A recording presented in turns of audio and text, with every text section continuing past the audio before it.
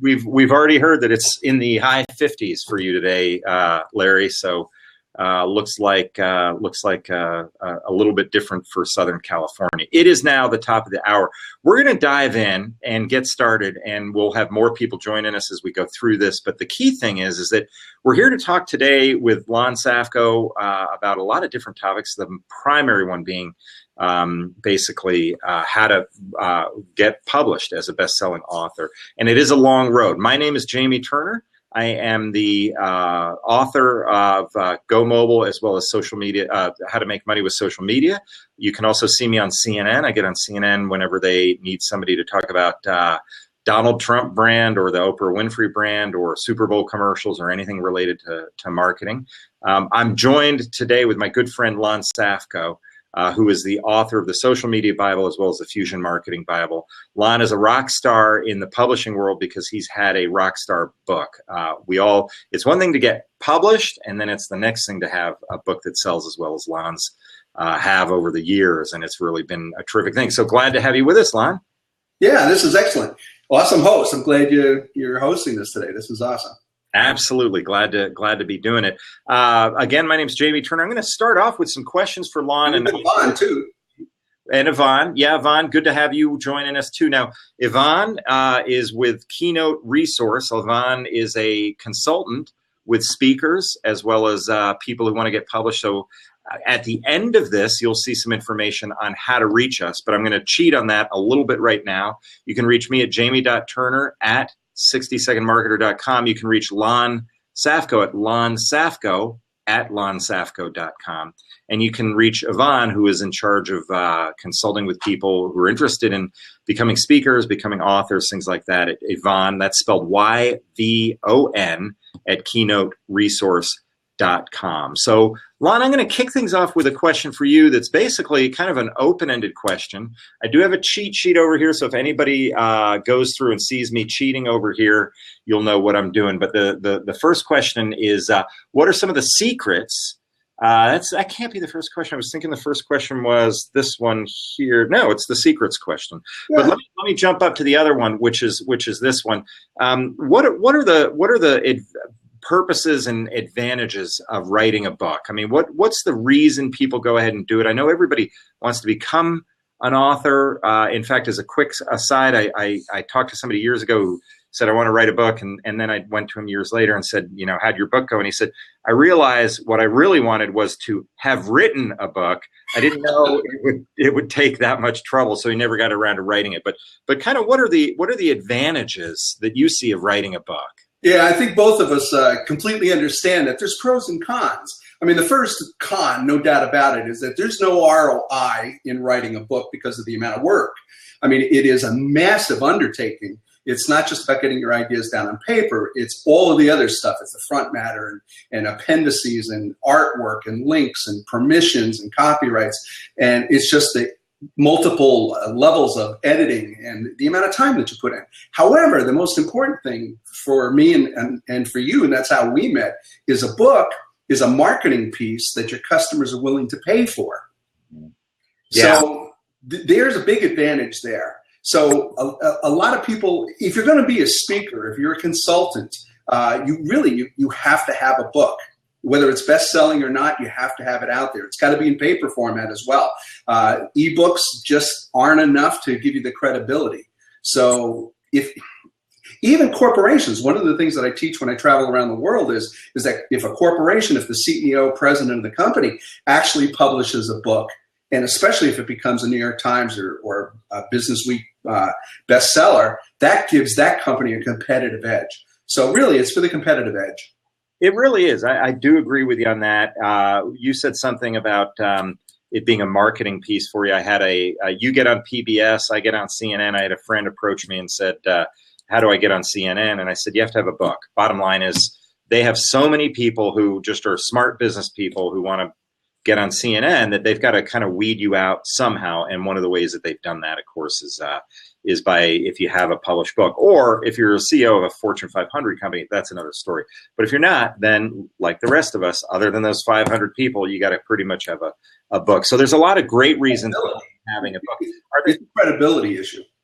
So it's mostly a credibility issue. Is there, in terms of it, and again, folks, I'm reading a cheat sheet here with my notes, but the bottom line is, in terms of doing it, are there some secrets that you found to becoming a best-selling author? I mean, what are those secrets that you've learned through basically having the best-selling book that you've had?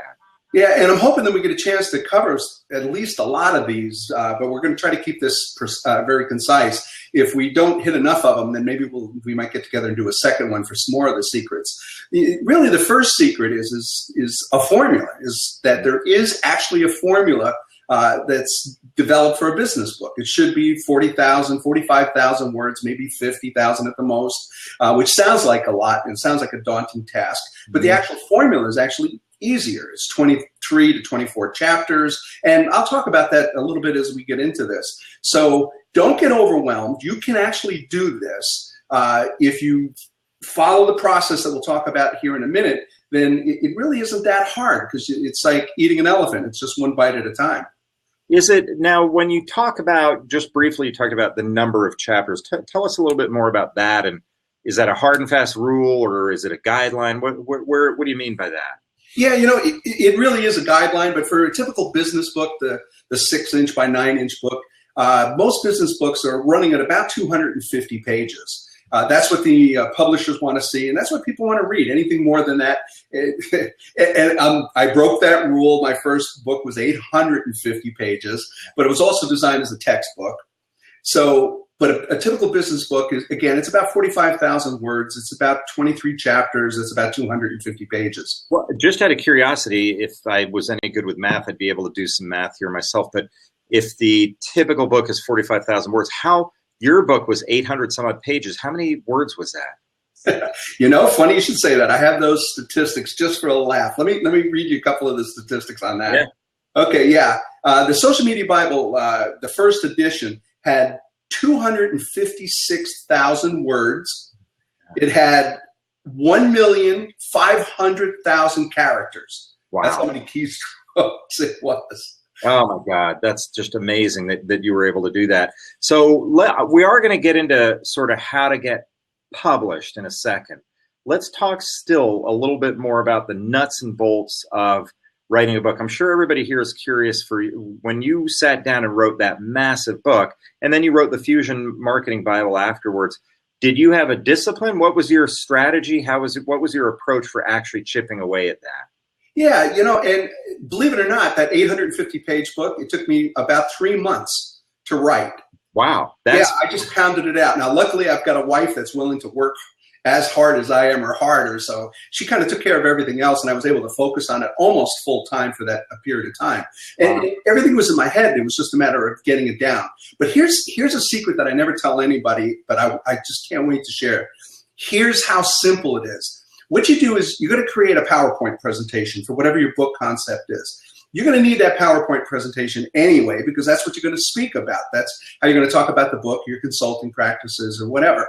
So what you do is you create about 23 to 25 slides. You're going to have an intro slide, the startup slide. You're going to have a summary slide, a thank you slide. By the way, that's the front and rear cover of the book.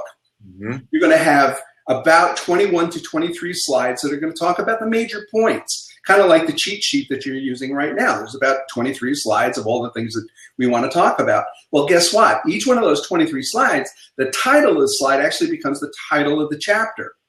And if you follow the typical rules for a PowerPoint presentation, you have 3 bullets, 5 words per bullet, no more. So guess what? Those are your sub-chapters. Mm-hmm. So all you do is get all the titles together, put them in a list. That's your table of contents. And then you create a page in Word with the title of the slide and the 3 bullets, and you simply expand each of the bullets to about 1.5 pages to 2 pages. What would you say if someone asked you about that particular subtopic?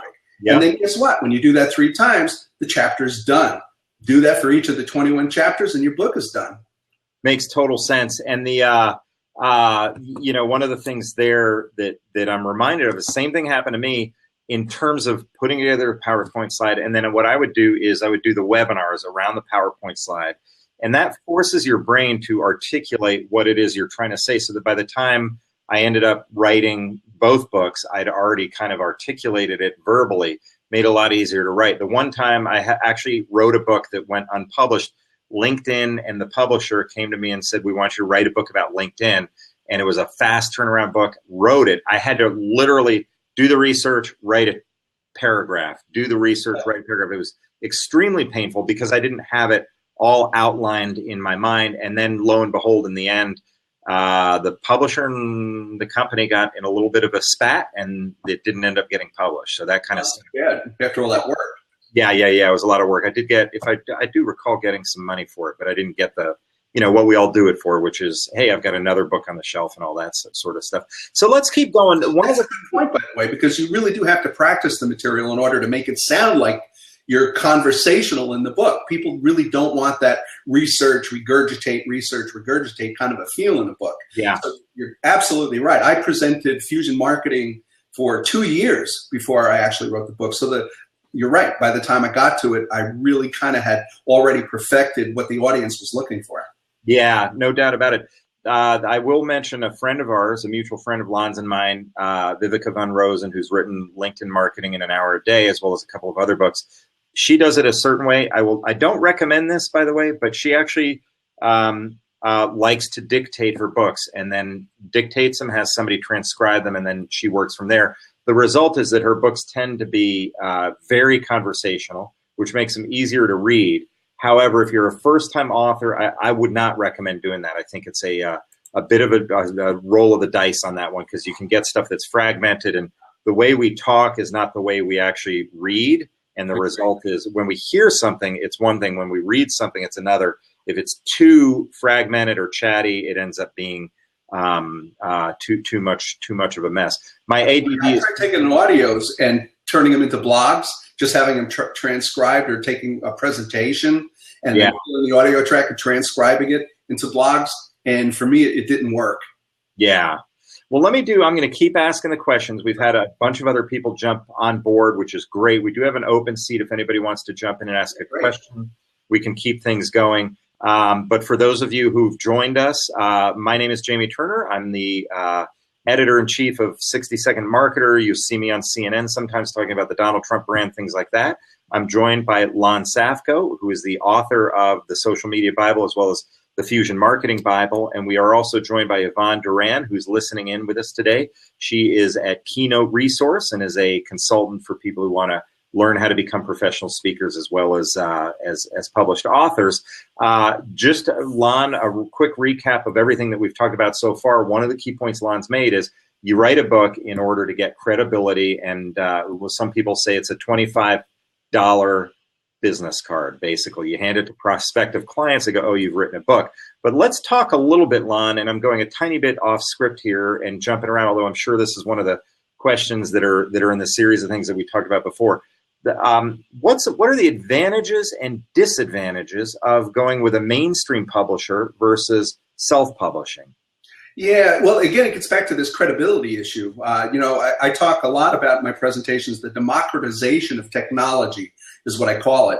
And the thing is that there were barriers to entry. 20 years ago, if you wanted to get a book published, there were only legitimate publishers. The problem was that you had either a higher odds of either getting struck by lightning or winning the state lottery than getting a publisher to pick you, especially if you're a first-time publisher, because they don't like to bet because it's such an expensive process for them. So what happened was when ebooks and blogs and all of the ways that we can now publish ourselves, self-publishing and print on demand with like Amazon and many other companies, the barrier to entry actually disappeared. So what happened is any idiot now can publish a book, which means that every idiot now publishes books. So it's really hard to distinguish between the really good books and the bad ones. So I think because of that, if you're published with a legitimate publisher, I think you get a certain level of credibility that comes with it. Now, the thing, I got to say this too, that the word publisher is Latin for printer, not marketer. And you and I have talked about this a lot of times. Yeah. They do not market. Jamie, what's your experience on expecting your publisher to support you? Yeah, the first thing a publisher will, of course, say is, we'll get our marketing department working on this. Now, my background is marketing. I don't expect people to know as much about marketing as I do if they're not in the field that I'm in. However, they are I will say they are genuine in their efforts, and they try their very hardest. They do have limited number of people, so you've got a tiny little marketing department at a publisher with 100 books they've got to market at any given time. And then and they're trying to knock things out. And I know, Lon, one of the topics you wanted to talk about is your book cover. I've had one of my book covers designed by the in-house team, and the other I designed, and I was much more in favor of the design I did. And Lon, I think you did your own book cover design too. Is that correct? Yeah, I did about 15 different ones to try to kind of nail what it was. And I was submissive because they're the ones that are making the financial investment into the production of the book. So I kind of gave them a lot of leeway, a lot of artistic license. So I would continually send them suggestions. The final cover for both books actually, well, the Fusion Marketing Bible, most of it came from me. The Social Media Bible, they finally decided on the design. And that's also something that you need to realize, is that as you go through this process, they do have a team of designers, and they're pretty good. So if you can give them suggestions, they'll turn out something that looks really professional. Otherwise, as an ebook publisher, an independent publisher, you're going to have to subcontract that out. The other thing is editors. My grammar and spelling is just awful. No. So thank goodness that they can take what I write and make it intelligible. And while you go through the process, by the way, you will work with as many, if it's a legitimate publisher, as many as 5 levels of editing that you go through. And I call it writing by committee. I totally. Yeah, and the mistake that I think I know all of us probably have made, but I know for sure I have, is you write the manuscript, you're exhausted. At the end, you're just tired. You don't want to write another word. You turn it over to the publisher. The publisher then starts going through, and they do have proofreaders and all that sort of stuff. And it's a mistake to just kind of skim through the proofreading they do and just go, well, they're a professional proofreader, I'm sure it's fine. Because sometimes they'll misplace a word or something like that to the person who's not an expert makes sense, but to the person who is the expert, they realize they've just said the opposite of what I want to say. So for those of you who ultimately get published and have a proofreader, an editor, edit stuff, be sure that you read it with a fresh set of eyes from top to bottom. It's hard to do, but it's important. Lon, I'm going to ask you the question that is burning. Just a real quick anecdote here, if you don't mind. One of the big fights that I had with Wiley, and it was a big fight, is that they would put in he and she. Anytime you reference, he, it was difficult. I always put in they, and but that's incorrect. That's grammatically incorrect. You have to say either he or she. But if you're referring to the vice president of marketing as a he, well, a lot of vice presidents are she's, and I wanted to be politically correct and did not want to make that differentiation. So, but they refused to put in the word they because it was grammatically incorrect. I finally won. Yeah, and they're all English majors, as you would expect in publishing. So they've been pounded away. It's not they, it's he or she. Another one, I call it a way around that, which is going to eventually catch on. It hasn't yet because it's a stop word, and I'll talk about stop words in a second. But is to put a stop word, but is to put s and then the slash and then he. So it says she. But that still stops people in their tracks because it's not commonly used. But I think 50 years from now, they're going to be using that all over the place. But what's interesting is I do want to ask that specific question in a second, but the whole idea of a stop word. A stop word is some word that you're using that is not commonly used or creates confusion for the reader. Let me give you 2 examples. One is the word obtrusive. Obtrusive means essentially intrusive. Minor difference between the two, but obtrusive is a not commonly used word. So a lot of times I'll catch that word and I'm like, throw that word out. The other one is affect, as in how did it affect the sales? That's with an A, and it means the word impact. So I've stopped using affect with an A and started using impact. Now the noun, I think it's the noun, the effect is still fine. That doesn't stop people. But the affect, which is how did that affect the results, is a stop word, and I always use impact. That's just, do you have any words or things like that, Lon, that from a writer's standpoint that you're like, hey, like where do you come out on using contractions or not using contractions? I'd be curious about that. Yeah, that's a really good point too. Is that my books tend to be conversational, and I want them conversational. I don't want them to appear academic because just like you and I practice this. This is what we do for a living. So I do try to use a lot of contractions, even though I know that overseas it's more difficult for English not being the first language to fluently understand contractions. So yeah, isn't it weird that we got to worry about this level of detail when we write? Yeah, and luckily the effect was caught by the editor, so I didn't embarrass myself. Very true. I'm going to ask my next question, but I will point out I appreciate, Laura, you giving me the high fives down there with all the little blab stuff. I am getting my ass kicked by Lon here, who's at 481, and I'm at 81. So you're 400 ahead of me. A bummer. Here's the big issue that everybody here is dying to get the answer to, and it doesn't matter if you're Kimberly, who's joining us, Laura, Giorgio, any of the people who are with us today. How does a first-time publisher get published? Can you tell us what your insights are on that? Yeah, that is going to be absolutely the most difficult thing. There's no question about it. One of the first things that I did is I knew as a professional speaker that I was going to have to get published one way or another. So I did 2 books, but I did them through iUniverse it was called, and it was one of the very first print-on-demands. So I wrote the book, I designed the cover, I hired an editor, thank goodness, and we published 2 books, and those have been on Amazon for more than a decade. Gratuitous Serendipity is one of them, and another one. Yeah, I'm trying to think of what the heck is the other one. Okay, never mind. Okay, but I published these 2 books, and at least I had something out there. I then contacted a friend of mine, just like I would with you, for example, and we could probably make introductions as well if people wanted to hire us to do that. But really, the way I got my foot into the door first was with Pearson, with a friend of mine, Frank Fiore, who had written 14 business books. And I had said to him, we were working on another project, and I said, would you mind introducing me to your publisher, because I have an idea for a book. And it was Build Your New House in No Time. And it was 2004, 2003, and I was telling everybody that we were going to be in the largest residential home construction that the world has ever seen, and everybody was laughing at me. But Pearson looked at it and said, I think maybe there's something to this. And we published it, and it came out in late 2004, and guess what happened in 2005, 6, 7, and so it was perfectly timed. So it was an introduction. It was a personal introduction, just like any other really difficult place to get into. It's who you know, not what you know. They took a gamble on me. The book paid off, and because of that, that then got me. So it got me to Pearson, but then it also opened the doors at John Wiley and Sons and McGraw-Hill and some of the other publishers. So I was kind of on my way after that. Never would have got in if it wasn't for a personal introduction. So what I'm hearing you say is you had a couple of were those first books on Amazon self-published? Is that right? Totally self-published, yes. Okay.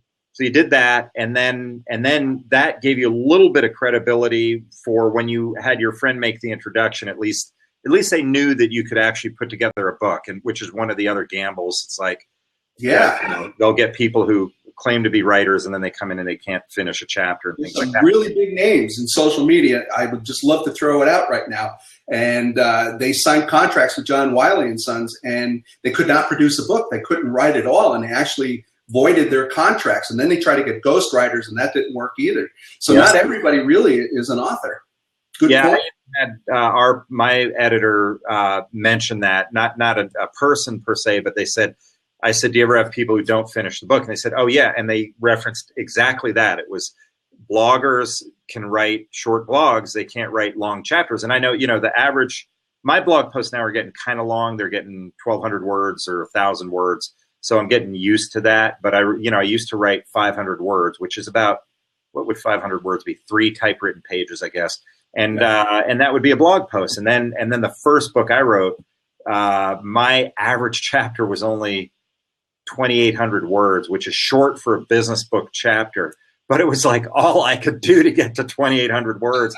The next book, it was 3,500 to 4,500 words, which is a little more standard in terms of stuff. Tell us a little bit, Lon, about Vanity Press, and explain what Vanity Press is, and also what your opinion is about Vanity Press.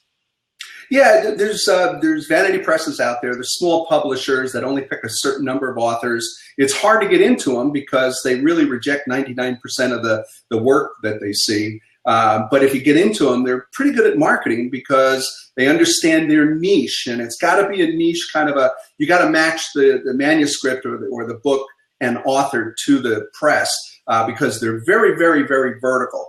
So they'll only choose you if they really could market it. But you'll see a lot of success. Cool, gotcha. And then what are some of the other things on the publishing side of the equation? So you've kind of listed out, there's self-publishing, there's Vanity Press, there's a boutique publisher, there's a medium-sized publisher, and then there's the large publisher. Do you want to kind of walk us through that spectrum and a little bit of information about each of them? Yeah, they're kind of what you expect. I mean, what you just heard me say about the vanity being, very, very specific. Is the boutique is even smaller yet. They may only publish 1 or 2 books a year, but they can really focus on it. And they're very, very small. And then it really, all of the different types of publishers kind of fit in between the spectrum between the very small boutique all the way right up to the John Wileys and the McGraw-Hills and Pearsons. So, and every one of them has pros and cons. The smaller ones are easier to get into, to identify who they are, make contact with them, and pitch, where the bigger ones are much more difficult. But the bigger ones have international clout. I mean, as you know, Jamie, you and I presented together in Puerto Vallarta and Austria. And then just over the last 6 months, I've been in India and Mumbai and Dubai and all over Asia. You can walk into any bookstore anywhere in the world, and both my Wiley and McGraw-Hill books are in the local bookstores globally. And that's not something that the smaller boutique or vanity type publishing houses can do for you. Very, very true. Great stuff in terms of the publishers. I'm going to tell the story of my entree into the publishing world because, again, the primary thing that everybody's interested in is how do you get a publisher? We've talked about everything. Lana's talked about everything from self-publishing all the way up to the big publishers that get you in bookstores in India and Asia and the United States and Europe and all that sort of stuff. For me personally, I had always wanted to write a book. I went to a friend of mine about being a co-author. She was a PhD and a professor at an esteemed university, Emory University. And I thought I needed that kind of credibility in order to get a publisher to take a look at us, because again, they've got to look at you in order to be able to then decide whether they're going to even listen to you. So the first thing is, will they look at my email and things like that? She actually had a friend who was what was called an acquisition editor. An acquisition editor is the person that we always think of as the publishers, but it's really called an acquisition editor. They're the people that go out and kind of figure out who they're going to work with and all that sort of stuff. We went out to lunch with that acquisition editor, told her the idea for our book, which I still maintain is a great idea. She heard it, listened to us carefully, got to the end of the pitch, and she said, not interested, don't like the idea, don't think it's going to work, don't think it'll be a big seller. And we were, of course, devastated, and we were just like, I can't believe it. We had this one opportunity. And she's, we're wrapping up, we're taking care of the check. And she says, by the way, if you guys know anybody who's in the social media space, that's a hot topic right now. And we're all over social media. And I was like, well, that's what I do is social media. And she said, oh, well, I'm sold on you. Just get me a book idea and we'll get it published. And we were off to the races. And so then the rest, of course, is all the struggle. That's only the first step. But then once you get the book deal, you're off to the races. So, and the same thing happened in Pearson, by the way, with the Social Media Bible. When I had the Build Your House in No Time, and I went back to Pearson with the business plan for the Social Media Bible. And this is around 2006. And they said, nah, social media, that's a fad. That has no substance. They said, it's like Web 2.0, and we don't even know what the hell that is. We're not interested. So I said, well, would you introduce me to your brands? And I went to something that's called Blue Sky, which is what the acquisition editors do. If they believe in your product, they still don't have the right to sign off on it. They have to go to Blue Sky, and that's a meeting that they have with their entire staff, and they have to actually pitch it. And if they pitch it and the staff signs off on it, then you do the book. But if the staff doesn't like it, it gets a thumbs down and you're never heard from again. So I took the Social Media Bible pitch and brought it into Blue Sky. And we went to Sam's, Peachnut, Wharton, Random House, every one of the brands that Pearson owns, and just totally tanked on it. Wow. So I told him, I said, you got first right of refusal, and you refused me in every brand, every label that you have. So I have to jump publishers. And he said, social media, take it. We're not touching it. So I went over to Wiley. They signed the largest contract in 2007 with me that they had ever signed, which was totally amazing for a one-book publisher. And then the second thing is that they took the book, and the Social Media Bible now is in its third edition, 5 languages, and it just broke the $2 million sales mark. So Pearson is, yeah. I bet they are disappointed that they didn't have that opportunity.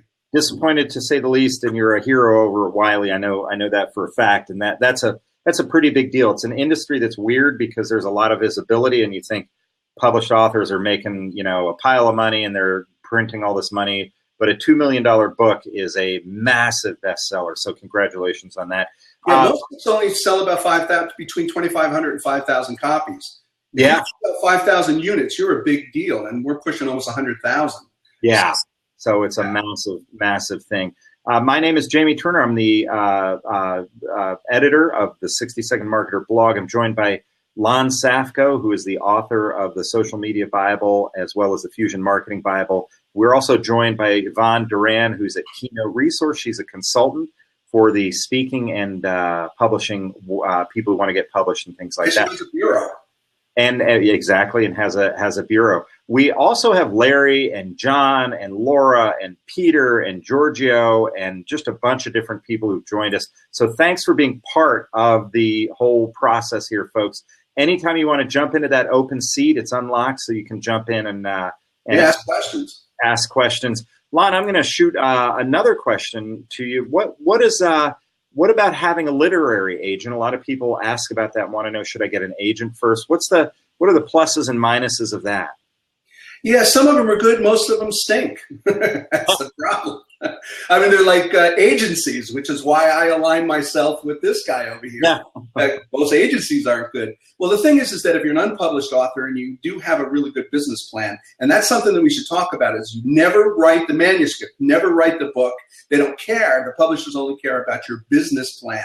So if you can find a literary agent that's recommended and they're willing to look at your business plan and they sign off on it, they got the connect days. They can pick up the phone and call all the people individually and say, hey, I got something really good for you. But of course, they're going to take a % of your sales.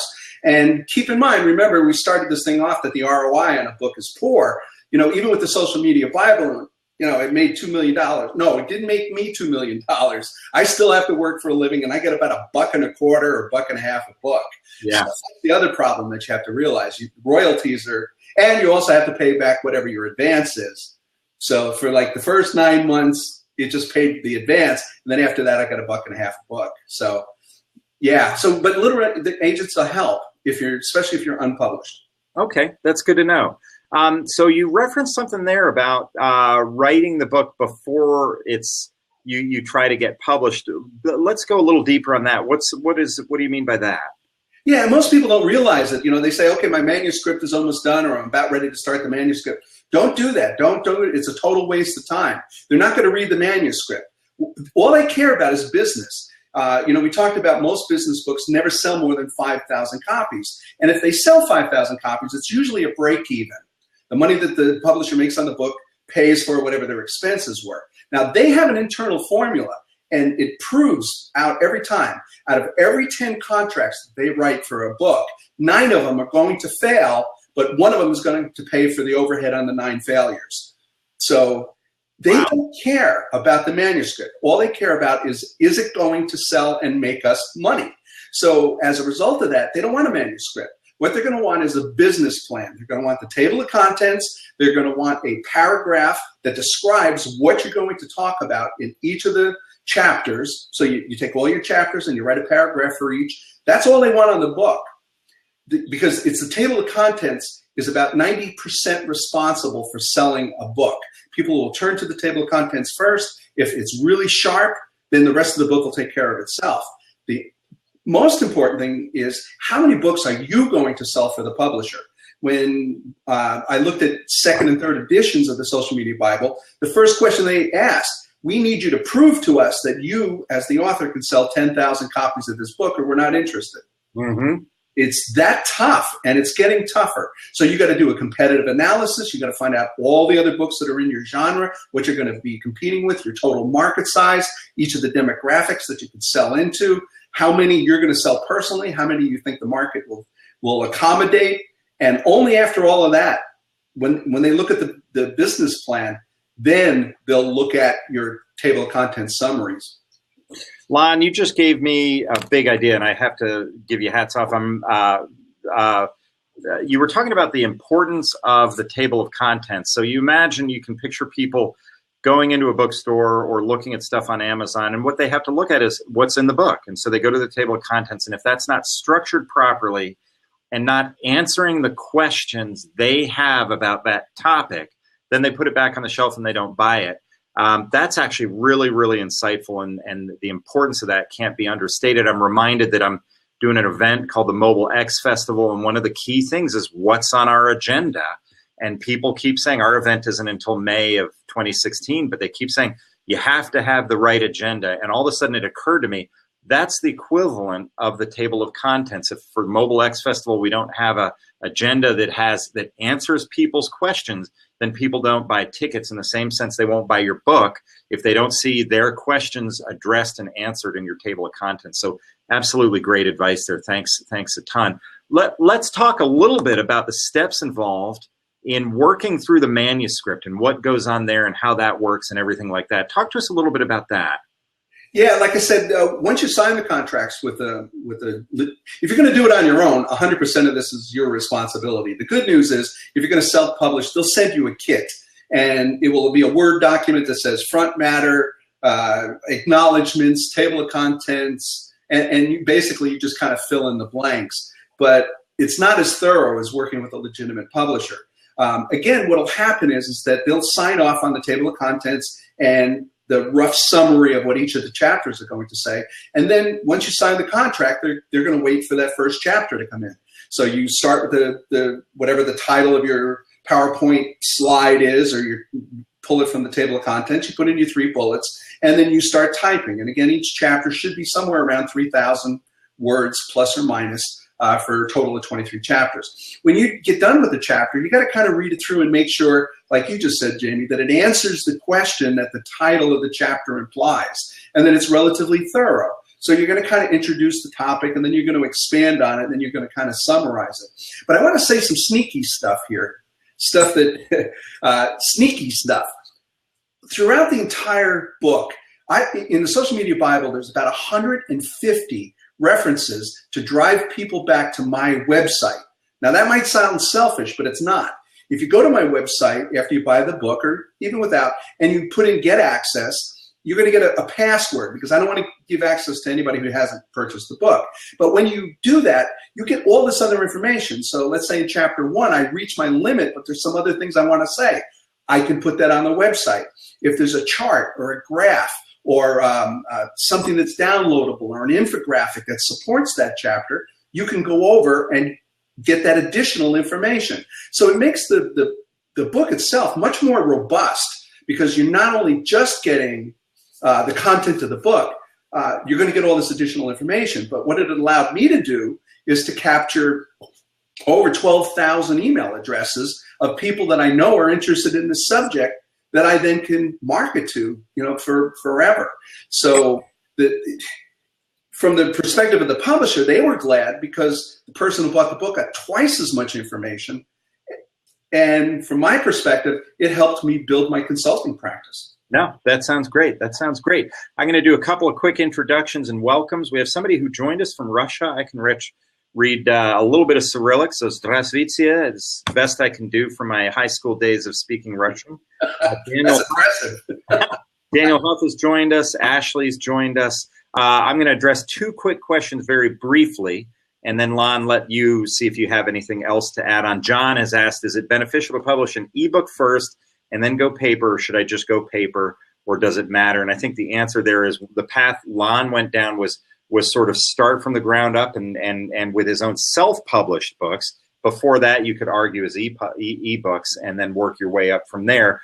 The other path is really to just go in with a hardcover, but in order to get a publisher to pick you up, you have to have a built-in audience. If you don't have a built-in audience, they aren't going to pick you up. So the path then, if you don't have a built-in audience, is to start with an ebook, then work your way up maybe to self-publishing, then work your way up to a mainstream publisher. And then Larry asked, I self-published a short. You can take that ebook and actually turn it into a hardcover book as well.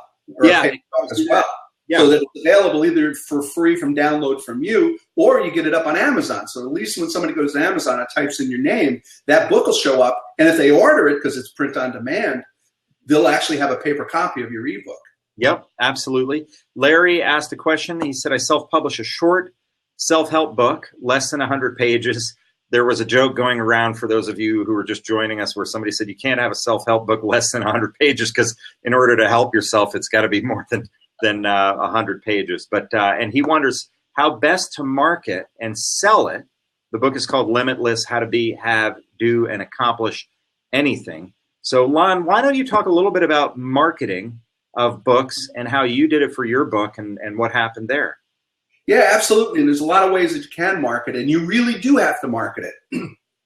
One of the things that I want to say that a lot of people don't know is I don't get books for free. We get a certain number. Jamie and I get a certain number of books when the book first comes out, and that could be 50 copies, could be 100 copies that are for promotion. So the first thing you're going to do is you're going to line up all of the influencers, the bloggers that are in your space, anybody who has large channels, and you send them the book. And you say, here, I just want you to see this great book, and if you wouldn't mind saying something about it, we would appreciate it. So that's one way. The other thing that you have to do is you got to really seriously look at getting reviews on Amazon. A lot of people, before they buy a book, because there's so many choices, they're going to look at the reviews. Now, I'm going to give you another secret. Please don't hold this against me, because I do have legitimate reviews on Amazon. About the first 25, you're going to want to send books out to people that you know, people that don't have the same last name as you, like your brother or any other family members, and basically, associates. So you send them the book, and basically they don't have to read the book. They can glance through it, but it's really important. In exchange for the free book, they have to put a paragraph on Amazon just to get the thing kicked off. Then once the book starts to sell, you're going to get your own comments on there and reviews. But those are really important. And like you said, Jamie, that's brilliant. You got to have your own following. You got to have some kind of a following, because A, it's got to go into the business plan, and B, you've got to be able to push units yourself, because if you don't hit enough units, you're never going to be able to do either a second edition, or the publisher more than likely won't write another contract with you. And every publisher has access to the numbers of every single book that sells. So when I went into Wiley, they checked my numbers on Pearson before that conversation ever started. So you got to get the numbers up. Now, here's another thing a lot of people don't realize. Not only do I not get them for free, I do get a discount. But if I buy them from the publisher, those numbers are not counted on Nielsen BookScan. Nielsen BookScan is it's part of the Nielsen ratings and Nielsen surveys, and they keep track of every single book that sells retail anywhere in the world. So whether it's Amazon or Barnes & Noble or even little bookstores, they keep track of it.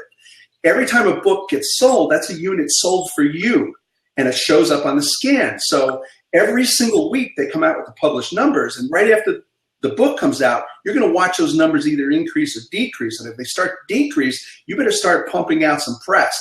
Get on Facebook, get on Twitter, do everything you can to get those numbers up. If you buy the books from the publishers, for example, if you go in and you're going to do a big presentation, you're going to order 500 books, you may want to consider paying $1.50 or even $2 more at Barnes & Noble so that it shows up on BookScan, so that 500 actually looks like it wasn't purchased by you to give away, that it was actually purchased by individual customers. So throughout both of the books, I've always paid more for them and negotiated a better price with Barnes & Noble and bought them that way, just so that they would show up on BookScan. Couple of quick things on that I'm reminded of. One is Lon mentioned that we don't get a ton of free books, and so when I got my first books, I think I got 30. I'd given basically almost all of them away or pushed them out to thought leaders. So I go to a group I'm involved in, and it's a group of people, and it's just a conversation group, and I had like the last 4 left, and I handed them all the book, like, take a look at it and then return them to me so that I can then go send these to the people who are really important, because you guys aren't. And all the people kept the books, and they were like, "Oh, thank you so much." I was like, because they think you get them for free. I know, I was too polite to say, "Give the damn thing back." Yeah, and they're expensive because you're paying 60%, 70% of retail sometimes. Oh, totally. And then the other thing, I won an award in Atlanta, and people were giving me this award for the first for social media.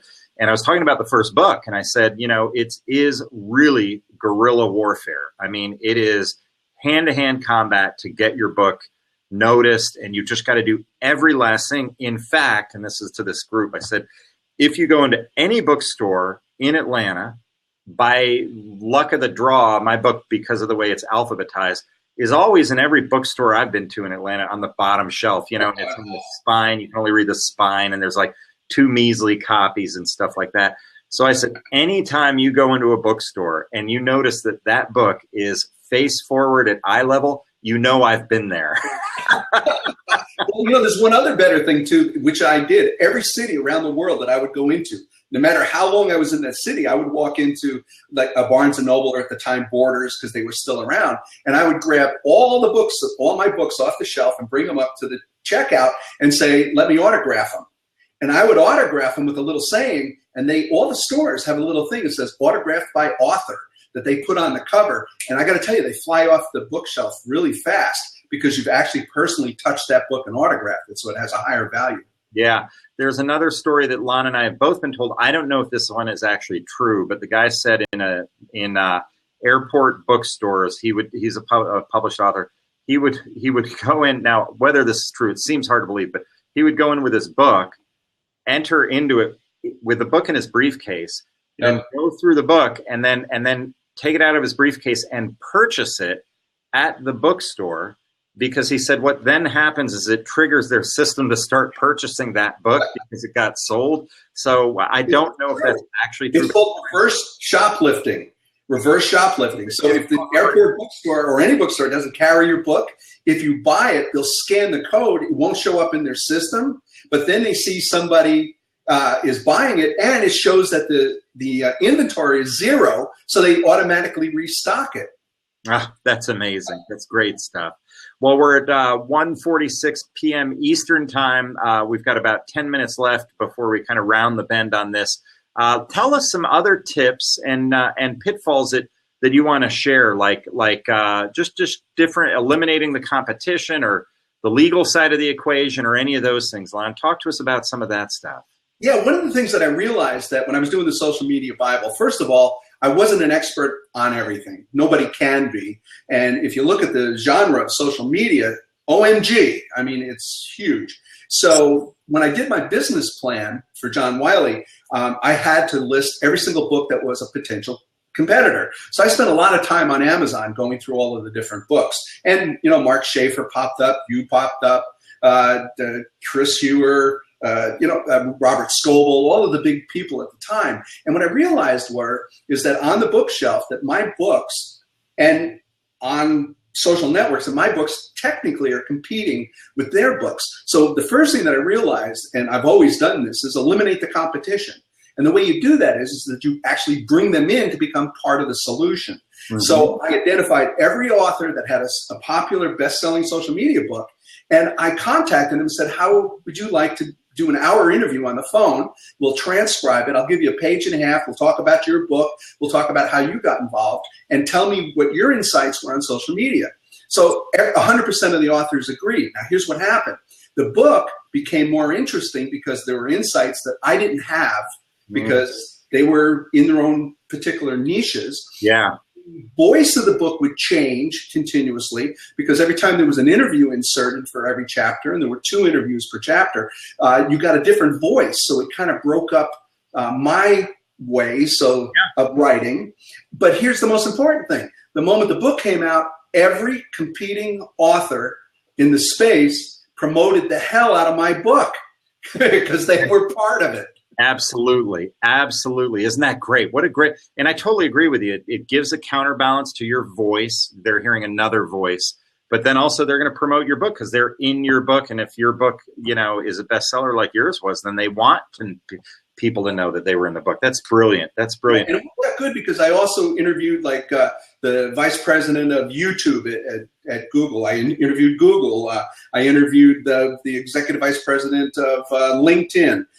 Biz Stone was one of my interviews, who invented the Twitter. Matt Mullenweg, who invented WordPress.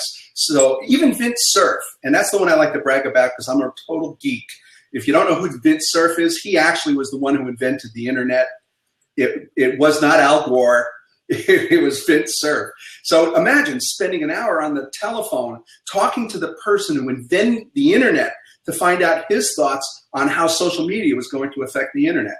So by doing that, it increased my credibility, but it also promoted each of these individual companies because they were represented as best in class. Yeah. So guess what? When it came out, Yahoo, Google, LinkedIn, everybody stood behind me and promoted the book for me as well.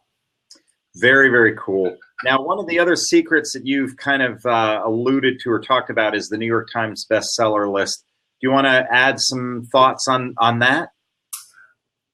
I can tell you some stuff, but the rest of the stuff, I'm going to have to do that offline. Yeah, you tell you this. You could tell us everything except you'd have to kill us is the bottom line. And myself. Yes. First I would kill myself, and then I would have to kill everyone else. Yeah. Yeah, okay. Because I'm blonde. You do it. No, here's the deal. As you heard me mention earlier, if you're the CEO or president of a company, you want that credibility. So if you're, you're an agency and you want to publish a book on social media and digital marketing, awesome, because it's better to walk into your clients when they're trying to decide to go with your agency or someone else. The other agencies are dropping down a stupid brochure or a one sheet. You're dropping down a definitive work of art on your industry. Yeah. And that's the way it's perceived. Now, if you want a New York Times bestseller, geez, that's really critical. Now, nobody really knows what the formula is, but there's some insider information that says that you have to sell about 10,000 copies in 1 week to be a New York Times bestseller. That's a formidable task. Yeah. So the first thing that I would encourage you to do is get as many pre-sales lined up so the day the book comes out that all of your following goes and buys the book. That'll help a lot. But in almost 100% of the cases, that's just not enough. You're not going to get 10,000 people to buy your book in 1 week. There's a company that if you contact me for $50,000, they will guarantee that you will hit the New York Times bestseller list. And a lot of big companies that if I said their names, you would recognize it, do that. They publish a book, they pay the fee, and they become a New York Times best-selling author, even though the quality of the book is really not that good. So it costs about $50,000. And basically what they do is they hire people all over the United States to the day that your book is released to just go buy themselves a free book. Yeah, no, it's amazing. It is a trick. Not very many. I mean, I don't know what percentage of people do it, but you can usually. I didn't do it. I know Lon didn't do it with either one of our books. I didn't have $50,000. Yeah. First of all, there's that. But you usually can sniff out the people who've done that. Actually, you start kind of picking up these signals, and you're like, oh, wait a second, you're one of those guys. And, you know, in some senses, you admire their chutzpah. In the other sense, I don't know. I just wouldn't be able to look somebody in the eye and say I'm a New York Times bestselling author, knowing that I had to pay for that. And by the way, for I'm sure if somebody from the New York Times was on our blab right now, they'd say we have mechanisms in place that prevent that, and we've spotted that, and we're putting a stop to it, and all that sort of stuff. So I'm sure they're trying to crush it. I do want to jump to Ashley's question. I want to thank Laura. Thank you for calling this the best blab ever. Usually I'm the one that has to say that, but it's good to see that somebody else said it. So thank you, Laura. Appreciate that. I'm going to address Ashley's question is, what do you think about the online sharing on sites like Wattpad? Wattpad is a place where readers and writers can go in and share what they've written, and then it's interactive in nature in the sense that people can comment on certain passages and things like that. I'm not deeply immersed in Wattpad, but I do know they've had 1 million 5-star reviews for Google Play. So that tells you a lot. I mean, that is massive. And I can also tell you that it may be, I'm going out on a limb here, the future of publishing because it's interactive in nature, and many, many more things like Blab are interactive in nature. In fact, just as a quick aside from a Blab point of view, there's Periscope, which for a nanosecond was like this big hot new thing, which is a one-way street where people are just broadcasting. And then that was quickly followed in terms of notoriety by Blab, where it's more interactive like this, and it's a two-way street. Blab is, I think, taken off ahead of Periscope. I don't know that for a fact, but I suspect it has because of the two-way street nature of it. Coming back to Ashley's question about Wattpad, any publishing platform, digital publishing platform that allows a two-way street going on there is a publishing platform that's going to probably have some great success. So they're off to the races, and I think going to be doing well. Lon, do you want to comment on Wattpad or any other non-traditional publishing platforms that you want to mention? Yeah, and I completely agree with your observations, Jamie. Totally agree. I mean, you know, there's no such thing as bad publicity. You need to get publicity every place that you can. So read it, your web, your blog, any place that you can get your book out there. But one of the things that you got to be really, really careful of is don't ever let a electronic version of your book out under any circumstances if ever you're going to send it to paperback, if you're going to try to sell it, because it'll distribute itself around the world instantaneously. I ask for a PDF of each of my books because I want to do a quick reference. Somebody says you have an error on page something where you mentioned something. Well, I want to be able to just go in but they won't give it to me because they're terrified that if I ever shared it with anybody and it became hit the internet, that it would be gone forever. So the other thing I want to tell you too is that all of the publishers, the legitimate publishers, own 100% of the copyrights of your work. You're selling that. You don't own it. So I can't take a chapter and give it away. I would be breaking the copyright that they own. So I have to be very, very careful.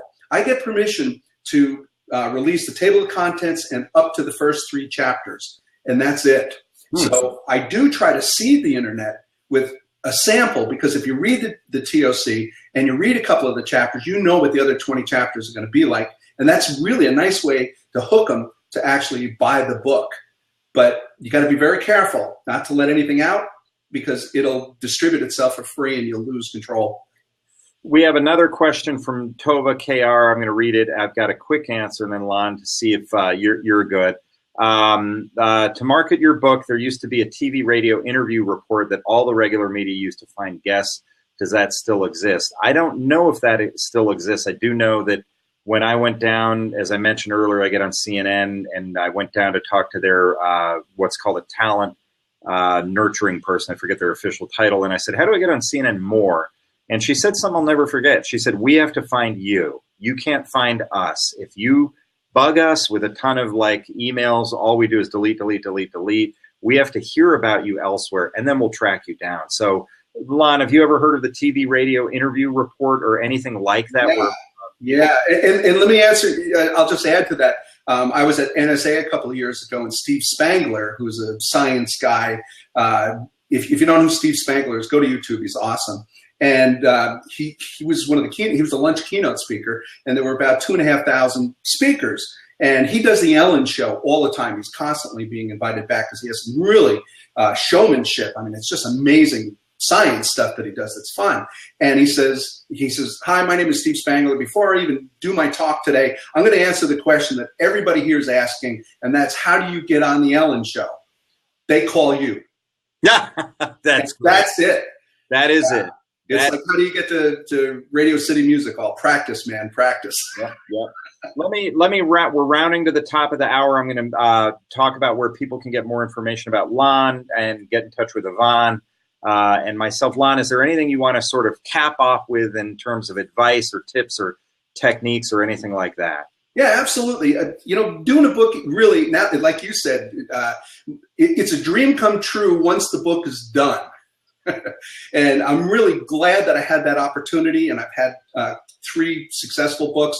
I'm looking forward to doing another one. Don't let anything that we said here today scare you away. Again, it gives you credibility. It gives you the opportunity to set yourself aside, differentiate yourself from any competition by having a credible work of art on the subject matter. So please do that. The other thing that I want to mention, first of all, before you sign off, Jamie, thank you for hosting this. You did a fantastic job. It's always a pleasure working with you.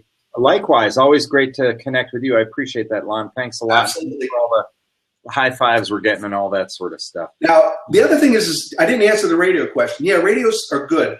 Annie Jennings, her name is Annie Jennings, and she's out of southern New Jersey, Philadelphia area.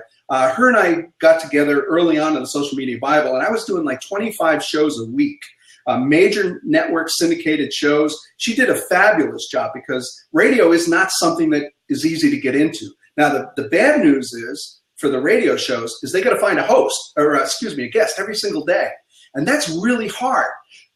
So having a good PR agent like Annie Jennings is really also important because they have relationships with the television, with the radio, with the newspapers, and they match your content with the content of the talk shows or the shows that they're pitching you. And so that they're listened to because of those relationships. So yeah, a good PR agent is also helpful. Annie Jennings is really good. Beautiful. Terrific. Thanks, everybody, for joining us. We're at the top of the hour. We got to wrap up here. My name is Jamie Turner. I am at jamie.turner@60secondmarketer.com. I have a blog by that title. We're also running an event in Atlanta in May called the Mobile X Festival. Just go to mobilexfestival.com. It's an unconference for people who want to use mobile to grow their sales and revenues. I was joined by Lon Safko, who is the author of Social Media Bible as well as the Fusion Marketing Bible. Lon can be reached at the very imaginative email address lonsafko@lonsafko.com. Lon is available for speaking gigs, consulting gigs. He's an author. He's a genius, has a 300+ patents, all sorts of amazing stuff. And we were also slides. If you want the slides, go to sixfigure7figure.com. Right. Click on Get Access, and you get all of the cheat notes that we've been using. Absolutely. That's sixfigure7figure.com. The number 6figure, the number 7 and the word figure.com. You can get the slides there. We were also joined by Yvonne Duran, who's at Keynote Resource. Thank you, Yvonne, for putting this together. It was wonderful. And thank you, Laura, again, for calling it the best blab ever. Thank you guys very much, and we'll talk to you again soon.